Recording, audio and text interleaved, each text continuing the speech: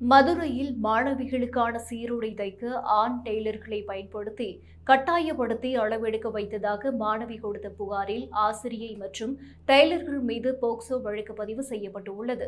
மதுரை எம்கேபுரம் பகுதியில் இருக்கும் ஸ்ரீ வாணி மெட்ரிகுலேஷன் பள்ளியில் மாணவிகளுக்கான சீருடை தைப்பதற்காக ஆண் டெய்லரை பயன்படுத்தி 10ஆம் வகுப்பு படிக்கும் ஒரு மாணவிக்கு கட்டாயப்படுத்தி அளவெடுத்ததாக அந்த மாணவி புகார் அளித்தார்.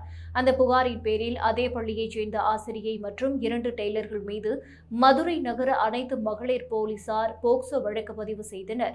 இந்நிலையில் பள்ளி நிர்வாகத்தின் மீது நடவடிக்கை எடுக்க வேண்டும், வழக்கு பதிவு செய்யப்பட்ட ஆசிரியை மற்றும் டெய்லர்களை கைது செய்ய வேண்டும், இனி ஆண் டெய்லர்களை மாணவிகளுக்கு சீருடை அளவெடுக்கும் பணிக்கு பயன்படுத்தக்கூடாது போன்ற கோரிக்கைகளை வலியுறுத்தி இந்திய மாணவர் சங்கத்தினர் மற்றும் மாதர் சங்கத்தினர் ஸ்ரீ வாணி மெட்ரிகுலேஷன் பள்ளியை முற்றுகையிட்டு போராட்டத்தில் ஈடுபட்டனர். போராட்டத்தில் ஈடுபட்டவர்களை போலீசார் கைது செய்ய முயன்ற போது இரு தரப்பினருக்கும் இடையே கடும் தள்ளுமுள்ளு ஏற்பட்டது. பின்னர் போராட்டத்தில் ஈடுபட்டவர்களை போலீசார் கைது செய்தனர்.